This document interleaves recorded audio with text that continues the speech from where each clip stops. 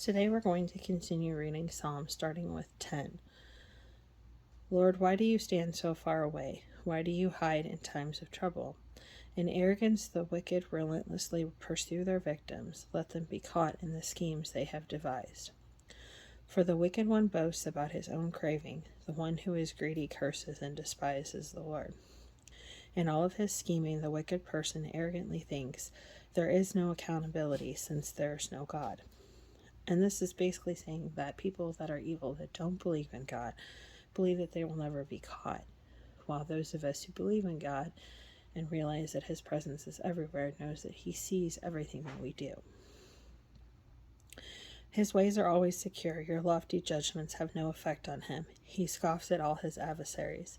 He says to himself, I will never be moved. From generation to generation I will be without calamity. Cursing, deceit, and violence fill his mouth. Trouble and malice are under his tongue. He waits in ambush near settlements. He kills the innocent in secret places. His eyes are on the lookout for the helpless. He lurks in secret like a lion in thicket. He lurks in order to seize a victim. He seizes a victim and drags him into his net. So he is repressed and beaten down. Helpless people fall because of the wicked one's strength. He says to himself, God has forgotten. He hides his face, and he will never see. Rise up, Lord God, lift up your hand. Do not forget the oppressed. Why has the wicked person despised God? He says to himself, you will not demand an account. But you yourself have seen trouble and grief, observing it in order to take the matter into your own hands. The helpless one entrusts himself to you. You are a helper of the fatherless. Break the arm of the wicked, evil person until you look for his wickedness, but it can't be found. The Lord is king forever and ever. The nations will perish from his land. Lord, you have heard the desire of the humble. You will strengthen their hearts. You will listen carefully, doing justice for the fatherless and the oppressed, so that mere humans from the earth may terrify them no more. 11. I have taken refuge in the Lord. How can you say to me, escape to the mountains like a bird? For look, the wicked string bows. They put arrow on their bowstrings to shoot from shadows at the upright in heart. Where the foundations are destroyed, what can the righteous do? The Lord is in his holy temple. The Lord, his throne is in heaven. His eyes watch, his gaze examines everyone. The Lord examines the righteous, but he hates the wicked and those who love violence. Let him rain burning coals and sulfur on the wicked. Let a scorching wind be the portion in their cup. For the Lord is righteous, he loves righteous deeds. The upright will see his face. 12. Oppression by the wicked. Help, Lord, for no faithful one remains. The loyal have disappeared from the human race. They lie to one another. They speak with flattering lips and deceptive hearts. May the Lord cut off all flattering lips and the tongue that speaks boastfully. They say, through our tongues we have power. Our lips are our own. Who can be our master? Because of the devastation of the needy and the groaning of the poor, I will now rise up, says the Lord. I will provide safety for the one who longs for it. The words of the Lord are pure words, like silver refined in an earthen furnace, purified 7 times. Your Lord will guard us. You will protect us from this generation forever. The wicked prowl all around, and what is worthless is exalted by the human race. 13. A plea for deliverance. How long, Lord, will you forget me forever?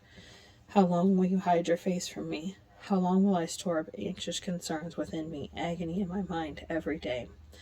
How long will my enemy dominate me? Consider me and answer me, Lord my God. Restore my brightness to my eyes, otherwise I will sleep in death.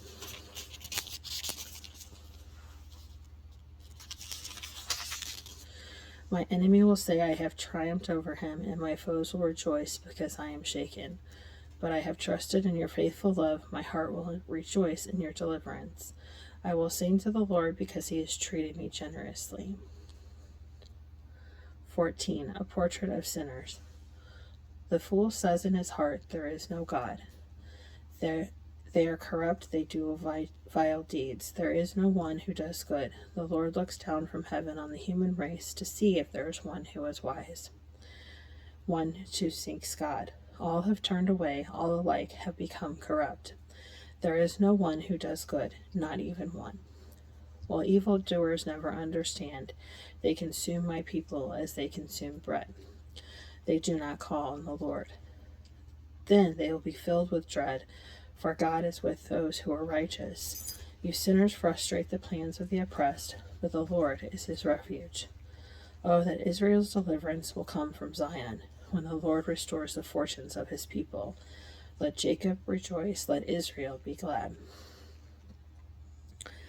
15. A description of the godly. Lord, who can dwell in your tent? Who can live on your holy mountain? The one who lives blamelessly, practices righteousness, and acknowledges the truth in his heart. Who does not slander with his tongue, who does not harm his friend, or desecrate his neighbor. Who despises the one rejected by the Lord, but honors those who fear the Lord. Who keeps his word, whatever the cost. Who does not lend silver at interest, or take a bribe against the innocent. The one that does these things will never be shaken. So this particular psalm is basically giving instructions on how good Christians should behave towards one another. 16. Confidence in the Lord. Protect me, Lord, for I take refuge in you. I said to the Lord, you are my Lord. I have nothing good beside you. As for the holy people who are in the land, they are noble ones. All of my delight is in them. The sorrows of those who take another god for themselves will multiply. I will not pour out their drink offerings of blood. I will not speak their names with my lips. Lord, you are my portion and my cup of blessing. You hold my future. The boundary lines have fallen for me. In pleasant places, indeed, I have a beautiful inheritance. I will bless the Lord who counsels me, even at night when my thoughts trouble me. I will let my Lord guide me, because he is at my right hand. I will not be shaken. Therefore my heart is glad, and my whole being rejoices. My body also rests securely, for you will not abandon me to Sheol. You will not allow your faithful one to see decay. You will reveal the path of life to me. In your presence is abundant joy. At your right hand are eternal pleasures. 17. A prayer for protection. And this is a prayer of David. Lord, hear a just cry. Lord, hear a just cause. Pay attention to my cry. Listen to my prayer from my lips free of deceit. From my vindication come from you, for you to see what is right. You have tested my heart.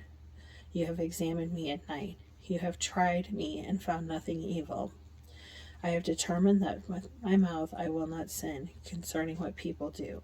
By the word from your lips I have avoided the ways of the violent.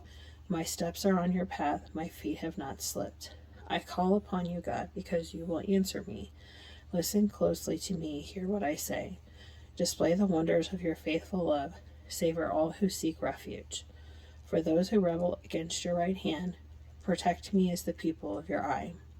Hide me in the shadow of your wings from the wicked who treat me violently. My deadly enemies who surround me, they are uncaring, their mouths speak arrogantly. They advance against me, and now they surround me. They are determined to throw me to the ground. They are like a lion eager to tear, like a young lion lurking in the ambush. Rise up, Lord, confront him, bring him down. With your sword save me from the wicked. With your hand, Lord, save me from the men of the world, whose portion is in this life. You fill their bellies with what you have in store. Their sons are satisfied, and they leave their surplus to their children. But I will see your face in righteousness. When I awake, I will be satisfied with your presence.